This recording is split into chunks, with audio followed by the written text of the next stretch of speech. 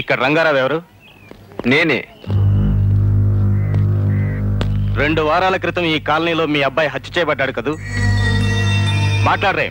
Say yes or no. అవునండి. రేపు కోర్టులో హీరింగ్ ఉంది, మీరు వచ్చి సాక్ష్యం చెప్పాలి. కేసు ఎవరు పెట్టారు? నేనే.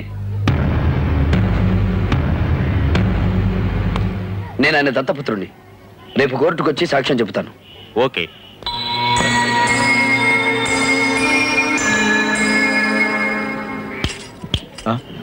ఏంటి బే గట్ల చూస్తున్నావు?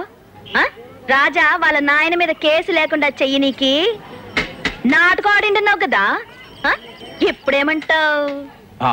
కోర్టులో శిక్ష పడాలిగా.